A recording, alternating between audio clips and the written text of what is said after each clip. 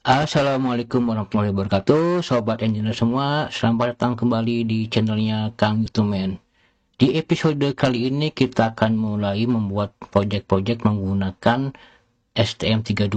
Nah, project pertama yang akan kita bikin adalah berhubungan dengan GPIO. Di project ini saya akan menggunakan board Bluepill yang berisi STM32F103 dan pastinya membutuhkan juga ST-Link. Sedangkan untuk IDE-nya saya akan menggunakan STM32 Cube IDE. Sobat semua bisa menggunakan board yang lain, misalkan Nucleo, Discovery atau yang lainnya, dan tinggal menyesuaikan langkah-langkah yang akan ditunjukkan oleh video ini. Sobat juga bisa menggunakan IDE selain Cube IDE, misalkan menggunakan Keil atau yang lainnya. Tentu saja kalau menggunakan IDE selain Cube IDE, sobat semua harus menginstal STM32 Cube MX. Nah, bagi sobat yang belum menginstal Cube IDE, silahkan download di st.com. Tapi sebelum download, mungkin sobat diminta untuk register atau membuat akun di st.com. Baiklah, sebelum kita memulai proyeknya, kita akan tinjau dulu bagaimana atau fitur apa saja yang dimiliki oleh GPIO-nya STM32. Dan jangan lupa subscribe channel ini dan aktifkan lonceng notifikasinya. Nah, GPIO STM32 pastinya kan bisa dijadikan input, output, ataupun fungsi alternatif. Fungsi alternatif ini bisa berupa digital, misalkan SPI, I2C, ataupun bisa berupa fungsi analog, misalkan sebagai ADC ataupun DAC. Kemudian GPIO-nya STM32 itu bersifat 5 volt toleran, 5 volt toleran.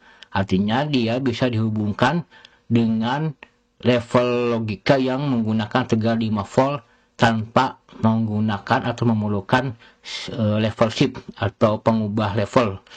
Misalkan si UART-nya STM32 dihubungkan dengan IC RS485 yang menggunakan tegangan 5 volt. Ini adalah salah satu contoh 5 volt toleran.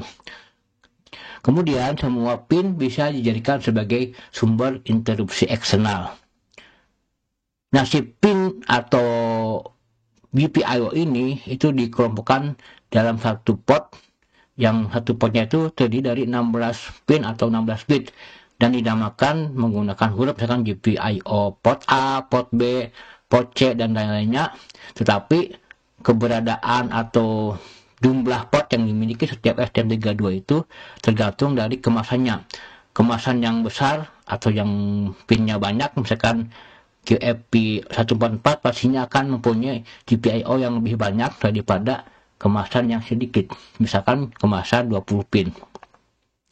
Ketika GPIO difungsikan sebagai output, maka dia bisa diatur untuk menggunakan fungsi push-pull atau open range, dan juga bisa diatur untuk menggunakan pull up atau pull down internal. Dan juga kecepatan dari GPIO tersebut bisa diatur, bisa cepat atau bisa juga lambat. Sedangkan ketika difungsikan sebagai input, maka dia bisa diatur atau difungsikan pull up-nya atau pull down-nya. GPIO ini juga bisa diakses per port ataupun per bit atau per pin. Kemudian ada juga mekanisme penguncian atau lock mechanism. Artinya dengan mengatur register tertentu, maka pengaturan atau setting dari GPIO ini tidak bisa diubah-ubah kecuali kita membuka pengunciannya. Ini adalah gambaran GPIO STM32.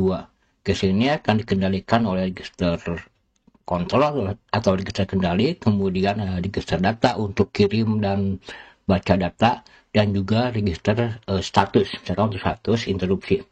Nah, di bagian output itu ada PMOS dan NMOS. PMOS ini akan berfungsi untuk mode push-pull, sedangkan NMOS digunakan untuk mode open range. Kemudian juga ada pull up dan pull down internal. Kemudian di bagian pinnya itu ada dioda proteksi untuk memproteksi dari mungkin ISD. Di bagian input itu ada Smith trigger yang akan mengurangi noise yang mungkin ada di sinyal inputnya.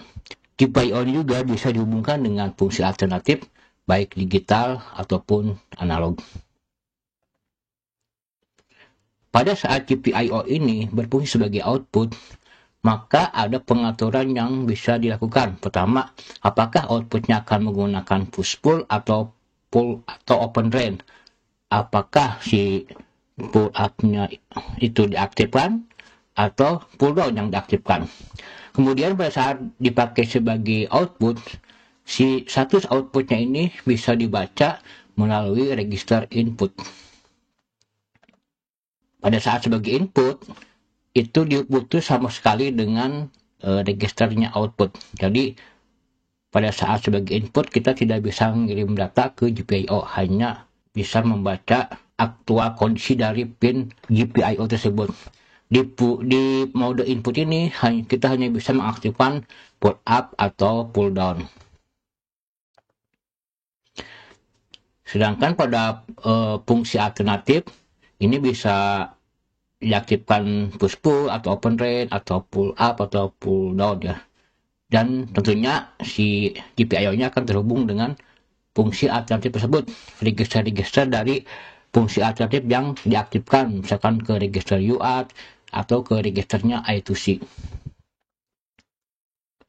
Sementara pada saat digunakan sebagai fungsi analog, misalkan ADC atau DAC, sama ya, si outputnya juga akan diputus dari registernya GPIO output, dan tidak ada fungsi pull up atau pull down. Mungkin itu saja fitur-fitur yang dimiliki oleh GPIO STM32. Jika sobat semua ingin memperoleh informasi yang lebih detail, silakan membaca reference manualnya STM32 yang digunakan. Sekarang marilah kita mulai dengan membuat project menggunakan STM32. Oke sobat engineer, saatnya kita membuat project menggunakan STM32 Cube IDE. Apabila sobat engineer belum menginstal software Cube IDE-nya, silakan download dari st.com. Sedangkan apabila sobat menggunakan IDE yang lain, misalkan Kale atau yang lainnya, silakan menggunakan STM32 Cube NX dan ikuti langkah-langkah yang akan saya perlihatkan di sini. Pertama kita jalankan si softwarenya. Nah, pada saat pertama kali si software ini jalan, dia akan menanyakan lokasi folder atau workspace, tempat di mana kita akan menyimpan semua project yang nanti akan kita buat. Nah, di saya misalkan akan di D di sini ya. Contoh program Cube IDE. Kita select folder, kemudian luncurkan launch. Nah, ini adalah tampilan awal dari si STM32 Cube IDE. Ini ada information center yang berisi mungkin di mana kita mencari manual STM32 Cube IDE, dokumentasinya dan sebagainya. Dari sini kita bisa langsung membuat project menggunakan STM32 Cube. Dari file kita klik new, kemudian pilih STM32 project. Nah, si STM32 Cube IDE ini dia akan mengconnect ke servernya ST dan mendownload database yang mungkin udah ada rilis terbarunya ya. Kita bisa tunggu atau kita juga bisa cancel dari proses download ini.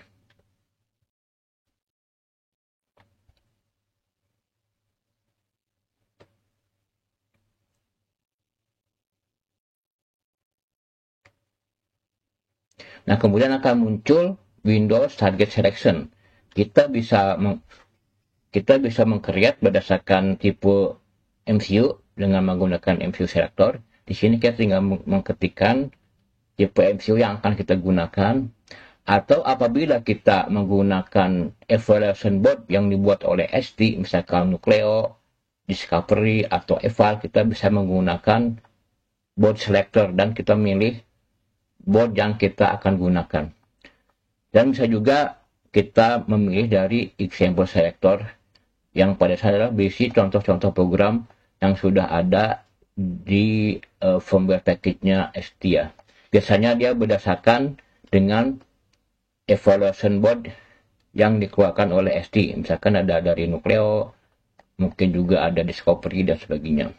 Atau kalau misalkan kita akan mengimpor dari tipe MCU lain, dari vendor lain, kita bisa menggunakan cross selector. Misalkan kita bisa dari Infineon Technologies, nanti ini tipenya apa, si Cube IDE dia akan menampilkan tipe MCU STM32 yang sama dengan tipe MCU yang kita pilih di list ini ya.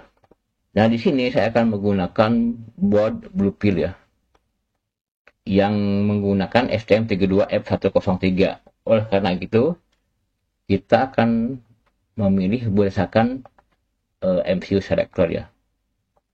Kita langsung ketik STM32F103. Nah, si board Bluepill ini menggunakan tipe yang 48 pin. 48 pin itu kodenya adalah C. Yang tinggal memilih berapa flash memory yang dipakai. Kalau di board saya itu menggunakan flash memory yang 128 KB. Kita bisa menggunakan yang B ini 128 KB, atau mungkin juga Bluepill-nya menggunakan yang 64 KB C8. Ini sama aja ya, mau menggunakan 64 KB atau 128 KB. Selama ukuran programnya belum melebihi kapasitas, ini kita bisa pakai. Kita misalkan next. Nah, kemudian muncul Windows untuk menamakan project yang akan kita buat. Di sini di project pertama ini kita akan membuat sebuah blink LED. Maka kita bisa menamakannya dengan STM32 LED blink misalkan. Nah, ini kita akan menggunakan bahasa C, tipenya adalah executable, kita tidak akan membuat library, dan kita akan menggunakan project berdasarkan Cube STM32 Cube. Kita bisa klik next. Di sini akan ada firmware package yang akan kita pakai. Biasanya kita langsung menggunakan versi yang terbaru ya, yang kalau misalkan F1 ini adalah versi 1.8.4. Kemudian kita hanya akan mengcopy file-file yang diperlukan di project kita saja. Tidak semua file dikopikan ke project kita. Kemudian klik finish. Yes. Nah, apabila di proses ini si firmware package-nya belum terinstall atau belum di-download, maka si Cube IDE ini akan connect ke server ST untuk mendownload firmware firmware package yang digunakan di project ini. Untuk melihat apakah kita sudah menginstal atau belum, kita bisa lihat di help. Ini manage embedded software package. Nah, di sini ada list MCU package.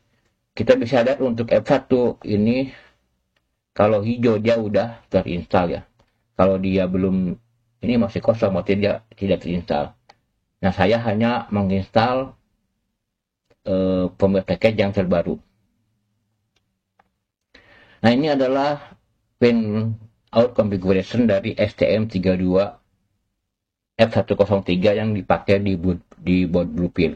Nah, kita akan membuat project dengan LED blink. Kita lihat di Bluepill ini sudah ada LED ya. Kalau ini kan yang merah LED power, yang ini adalah LED yang terhubung ke GPIO. Untuk melihat ke GPIO mana dia terhubung, bisa lihat di skematiknya Bluepill. Ini ada skematiknya. Nah, ini ada LED, dia terhubung ke pin PC13. Si Bluepill juga dia sudah dilengkapi dengan kristal ya, ada 2 kristal. Ini ada HSE 8 mega dan LSE 32,768 kilo. Udah ada regulator juga, tapi tidak ada button ya, dia hanya ada LED. Buttonnya ini untuk button reset. Kemudian USB sudah dihubungkan juga, cuma mungkin ada sedikit kesalahan di sini, nanti kita akan perbaiki. Kita kembali ke Cube IDE ya. Nah, kita untuk mengaktifkan PC13 sebagai output, kita tinggal klik di PC13 dan aktifkan sebagai GPIO output. Nah, kalau dilihat dari skematik ini, maka untuk menyalakan LED itu harus memberikan logic 0 di pin PC13 karena si anoda dari LED ini tidak terhubung dengan PDD 3,3 volt. Dan untuk mematikannya itu ada kebalikannya, jadi kita harus memberikan logic high. Nah, ini kita sudah atur sebagai output. Nah, ada beberapa parameter yang bisa diterapkan untuk GPIO ya. Kita bisa ke system core, ini GPIO. Nah, ini kita sudah aktifkan di PC13. Kita bisa atur untuk levelnya, artinya level ini pada saat dia reset, kita bisa atur dia langsung logic low atau logic high. Nah, karena kita akan pada saat dia reset, kita akan mematikan LED, kita bisa pilih logic high. Kemudian modenya adalah bisa dipilih antara push pull ataupun open drain. Untuk mengendalikan LED itu cocoknya menggunakan mode push pull. Dan kita tidak perlu menggunakan pull up atau pull down. Untuk speednya kita bisa pilih low, medium, atau high. Karena kita kecepatan blinking-nya tidak terlalu cepat, maka kita cukup menggunakan low. Nah, ini juga kita bisa menambahkan user label ya. Misalkan kita akan menamakan si PC13 ini sebagai LED. User label bisa diberikan di sini LED, atau melalui pin PC13-nya. Di sini di pin PC13 tinggal klik kanan, nanti enter user label. Nanti kita tinggal namakan misalkan LED atau LED 1, LED 2 dan sebagainya. Nah, setelah kita mengkonfigurasi si pin PC13, kita bisa langsung ke mengkonfigurasi clock dari STM32F103. Nah, sini ada pilihan ya. Tadi kan di skematik si blueprint ini sudah dilengkapi dengan eksternal kristal ya, 8 mega. Tapi di sini ini belum diaktifkan. Dengan konfigurasi ini kita hanya bisa menggunakan internal kristal ya, HSI 8 mega ya.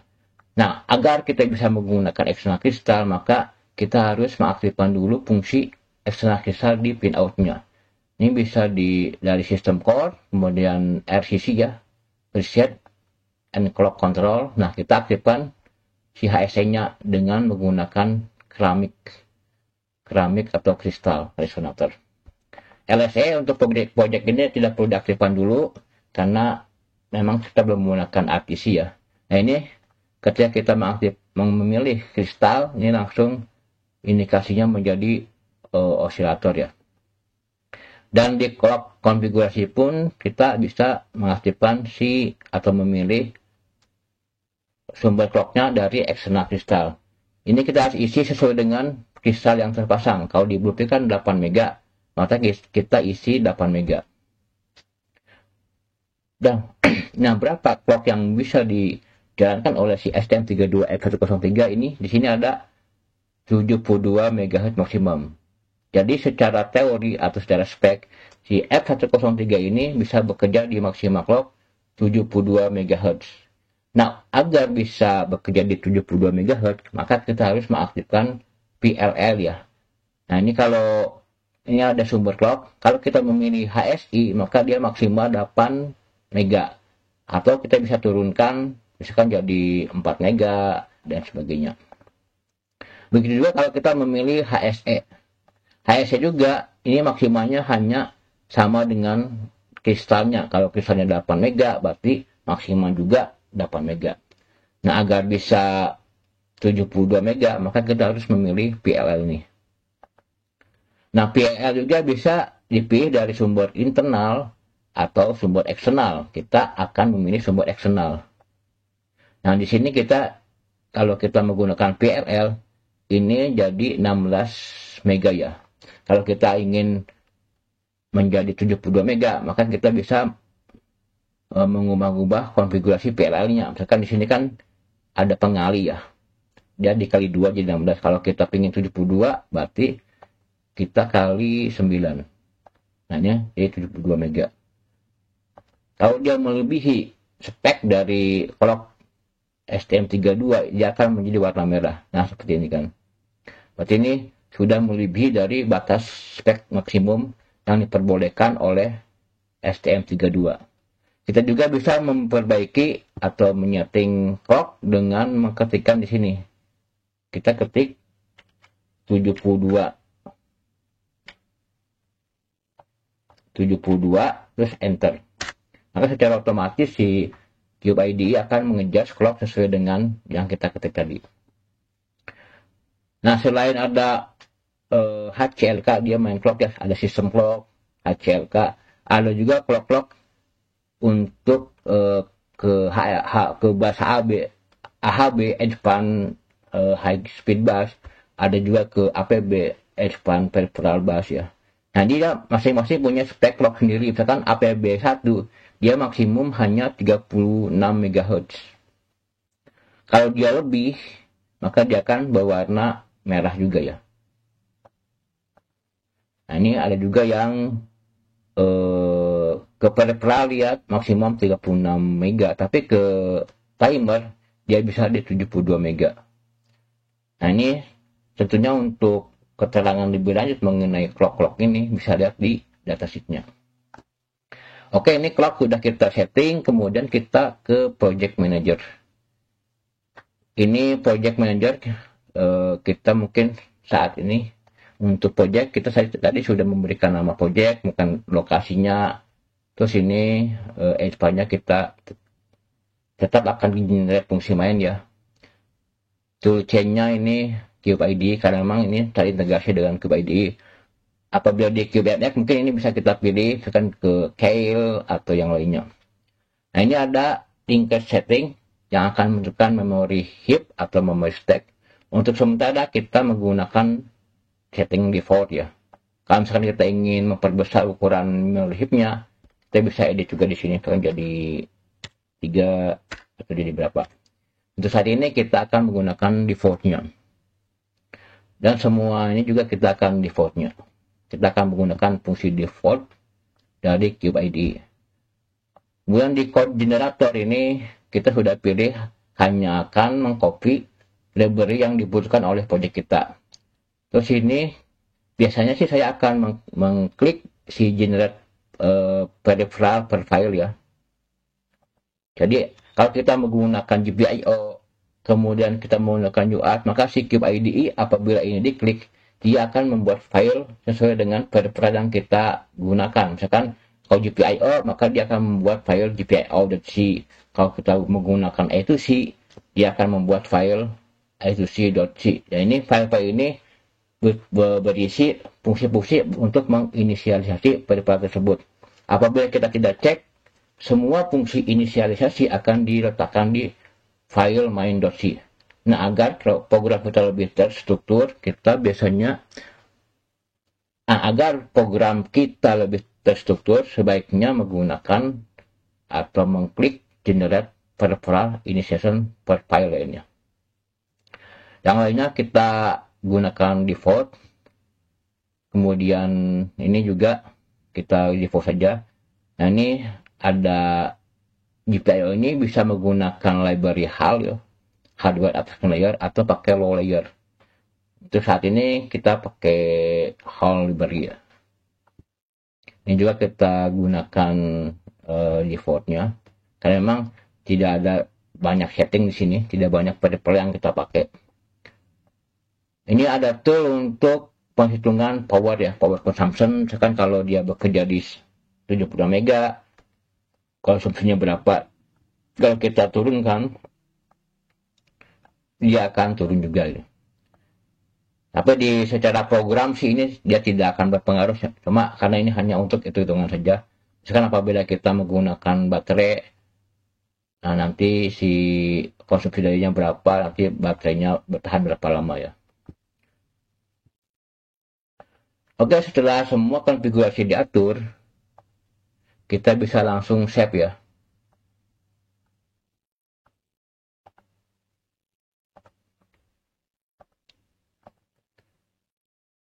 Kemudian si Cube IDE dia akan membuat project dan menambahkan fungsi main ya. Nah, ini langsung terbuka file main.c. Nah, kita lihat di sini di projectnya, ini adalah file-file. Nah, ini seperti tadi bilang, karena kita hanya menggunakan GPIO, maka hanya akan terbentuk file gpio.c. Kalau misalkan kita tambahkan misalkan fungsi I2C ya, ketika kita save akan dibuat file I2C.c. Isinya adalah yaitu post atau fungsi inisialisasi dari variabel yang kita gunakan.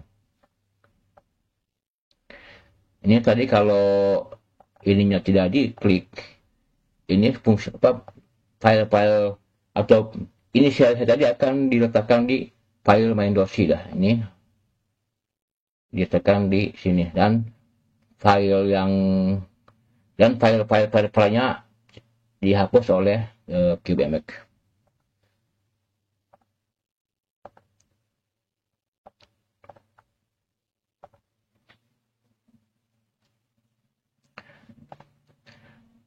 Nah, ini kita bisa membuat program di main.c ya, karena kata program sederhana, maka kita tidak akan membuat file source baru, tapi hanya menggunakan file yang telah dibuat oleh CubeMX. Nah, ada aturan ketika kita akan mulai mengetik program di Cube IDE. Si Cube IDE ini, kan CubeMX kan pada saat kita ini ada perubahan konfigurasi, kemudian kita save kan dia generate filenya. Si Cube IDE dia akan memberikan space atau tempat kita untuk mengetik program yang akan kita buat. Di sini ada user begin atau user end. Nah, di antara inilah kita harus membuat programnya. Karena apa? Karena apabila kita mengetik program di luar begin dan end ini, pada saat kita generate lagi CubeMX-nya, maka program yang kita tulis di luar user begin end ini akan dihapus oleh CubeMX.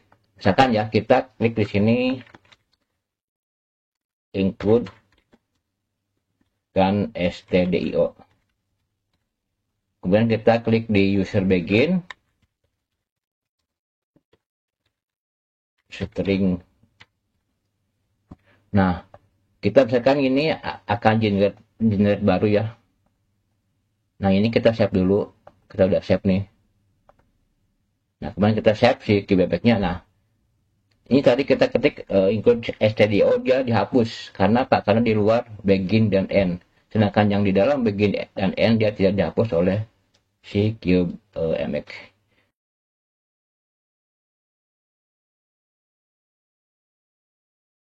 Jadi kita harus membuat atau mengetik program di antara user begin dan user end. Kecuali kalau kita membuat file tersendiri ya, file sendiri ya. Kan kita create sini new source file, misalkan test.c. Nah, ini kita bebas ini dimanapun kita membuat projectnya atau programnya, dia tidak akan dihapus oleh CubeMX.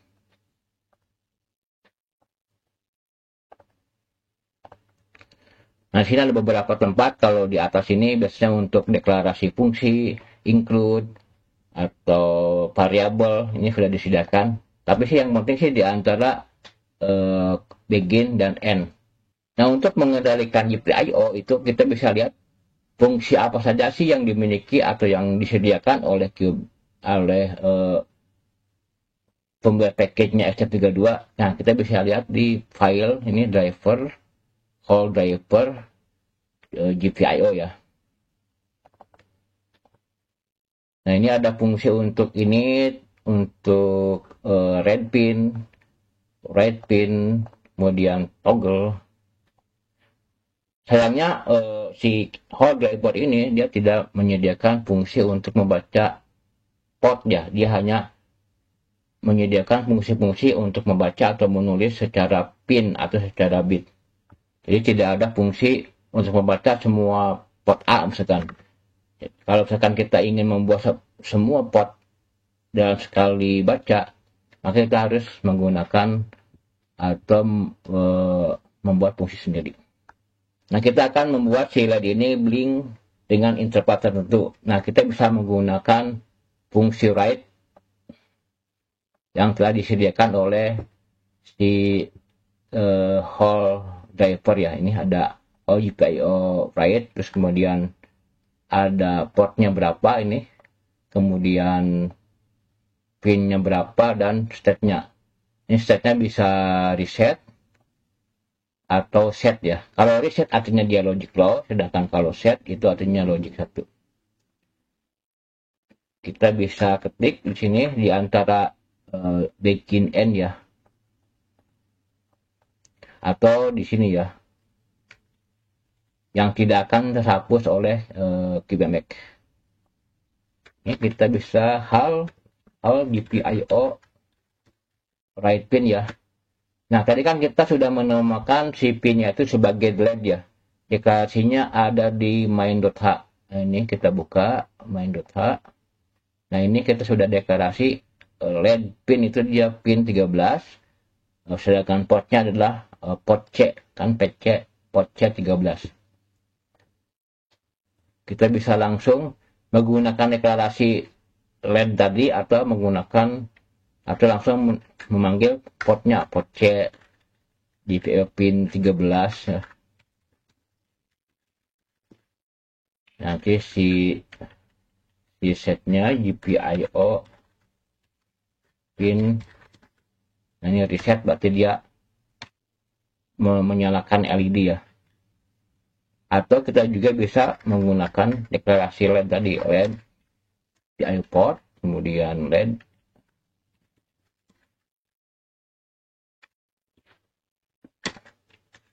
pin ya. Nah, agar dia berkedip, kita akan memanggil fungsi delay. Ada delay sekarang 500 milisecond. Kemudian kita nyalakan lagi. Kita bisa copy programnya. Ini tinggal set. Kemudian delay lagi.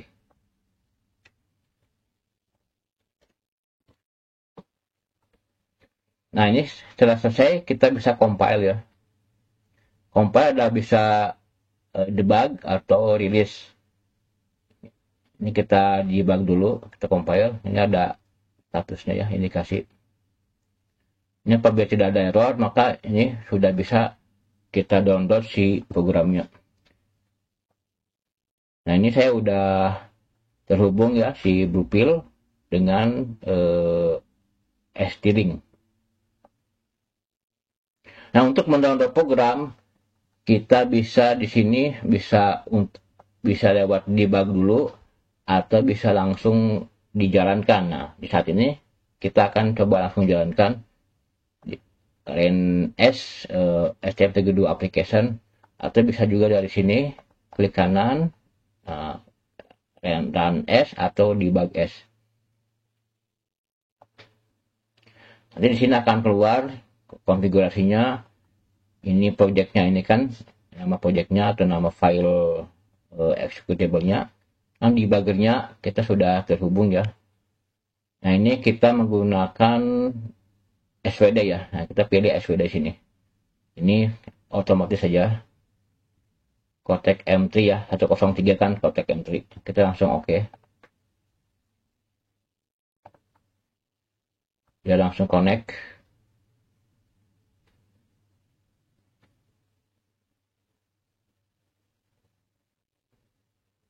Nah, ini langsung si LED-nya berkedip ya. Dengan interval 500 milisecond. Atau kita juga bisa mendebug program ini dengan gambar kutu ini ya, gambar bug. Kita klik. Dan si IDE akan menjalankan si programnya baris demi baris. Nah, ini kita yes saja, switch. Nah, ini si IDE itu berada di mode debug. Kita bisa menjalankan baris demi baris dengan ini ya, step over ini. kita klik,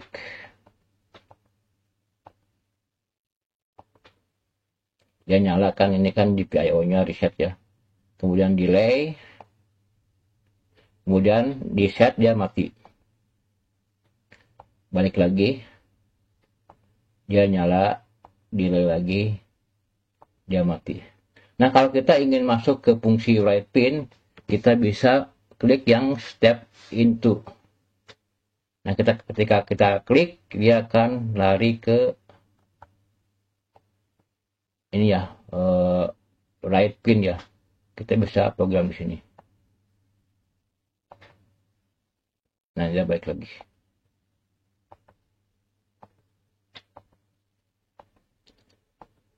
Dari sini juga kita bisa langsung menjalankan programnya dengan mengklik resume ya. Jadi dia akan langsung menjalankan si programnya. Nah, si Cube IDE juga dia menyediakan apa yang dinamakan dengan build analyzer dan static stack analyzer ya. Jadi kita bisa lihat penggunaan memori dari program kita ini. Nah, di STM32F103 ini dia mempunyai RAM, kita tadi udah milih yang 20 KB ya, dan flashnya itu 64 KB. Nah, ini ada ukuran udah 20 KB, yang terpakai adalah 1,62 KB.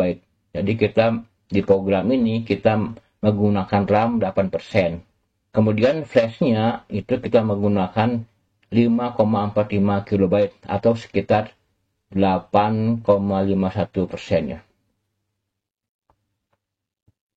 Kemudian juga di memo detailnya ini ada penggunaan detailnya ya. Ini fungsi ini menggunakan 4 byte. Ini juga menggunakan 1 byte. Terus dia ada heap stack-nya, dia menggunakan 1,5 KB. Kemudian dia ada static stack analyzer, dia akan menunjukkan berapa sih penggunaan memori dari masing-masing memori stack ya, dari masing-masing fungsi. Misalkan dia si fungsi sistem clock config. Nah, clock config itu dia panggil nah ini kan, dan menggunakan 72 byte ya.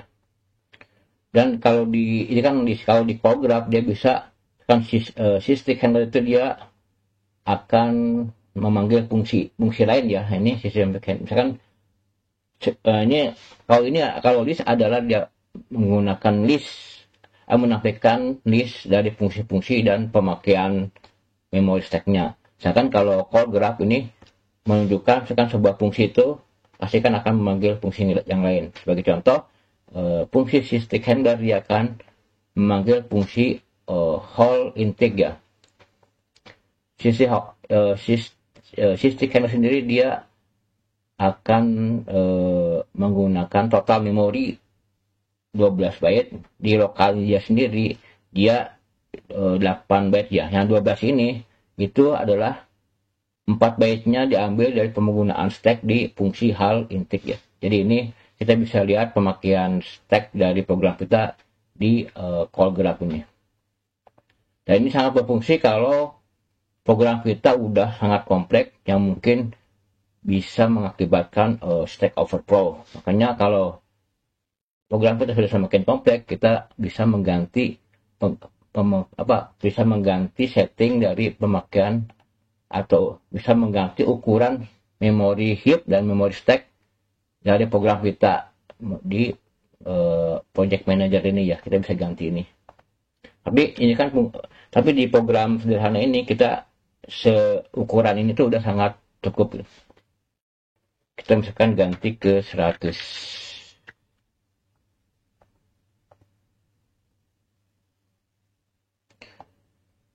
Nah, ini ada ketika kita mengganti program dan tidak di set, maka si QID akan memberikan informasi apakah kita akan men-save perubahan yang kita lakukan di program kita atau tidak. Biasa sih kita akan selalu men-save perubahan yang dilakukan sebelum kita mengcompile dan mendownload program. Jadi kita cek atau klik always save resource before launching.